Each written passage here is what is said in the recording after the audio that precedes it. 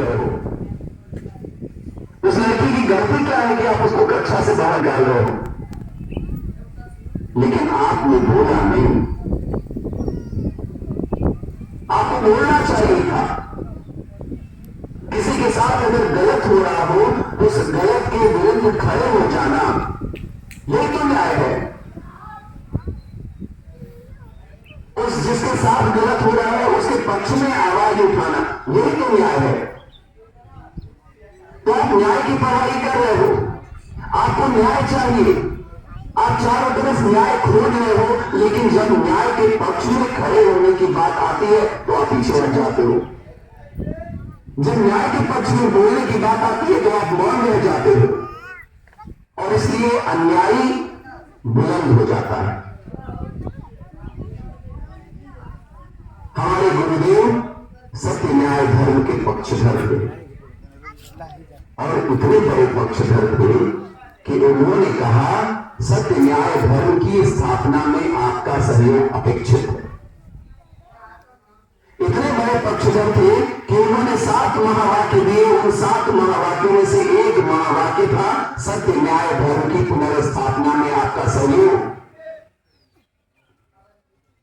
इतने बड़े पक्षधर थे कि उन्होंने मानव धर्म प्रसार के 9 उद्देश्य बनाए, और उन 9 उद्देश्यों में से एक उद्देश्य था सत्य न्याय धर्म की पुनर्स्थापना। बहुत बड़ी बात है। हम सबके जीवन में ये चीजें घटित होती हैं। हमारे गांव में किसी के साथ अन्याय हो रहा हो, हम सोचते हैं हमारे साथ नहीं होगा, इसलिए हम चुप हो जाते हैं। हमारे बगल में कोई बहू है, किसी के घर की बहू है, जो दहेज के कारण प्रताड़ित हो रही है, रोज बेचारी के मारने की आवाज आ रही है, रोने की आवाज आ रही है, लेकिन क्या गांव वालों को नहीं पता है, क्या समाज को नहीं पता है कि हमारे गांव में कौन सुखी है कौन दुखी है? सबको पता है, लेकिन हम आवाज नहीं उठाते,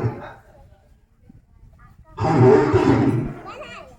हमें लगता है हमारे घर का मामला नहीं, और इसलिए गलत काम करने वालों का हौसला बुलंद होता जाता है। किसी को उठना पड़ेगा। पूरा का पूरा जंगल भगवान राम के समय ऋषियों से मुनियों से भरा पड़ा था। वेद पढ़ने वाले ऋषि थे, भगवान की भक्ति करने वाले ऋषि थे, लेकिन जब माता सीता का अपहरण हुआ, माता सीता को उठाकर जब रावण ले जाने लगा, क्या कोई ऋषि मुनि आया उनके समर्थन में? क्या कोई ऋषि मुनि आकर आगे आया और उसने रावण को रोकने की कोशिश की कि नहीं तुम गलत कर रहे हो, दूसरे की स्त्री को उठाकर ले जा रहे हो, तुम गलत कर रहे हो?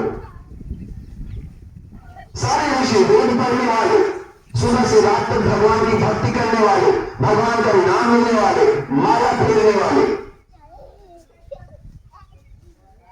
लेकिन रावण का इतना खौफ, रावण का इतना डर, यह हो सकता है उनके मन में भी वही बातें रही हो। धर्म तो भगवान को पाने चले हैं, वो औरत जा रही है, जाने दो, हमसे क्या मतलब। आगे कौन आया? जटायु। जटायु कौन था? गिद्ध था। गिद्ध कौन होते हैं? जो मरे हुए का मांस खाते हैं। जटायु को भगवान की भक्ति नहीं पता थी। जटायु को जप करने नहीं आता था। जटायु वेद भी नहीं पढ़ने जानता था, लेकिन जटायु के पास जो हथियार था उसका चोंच,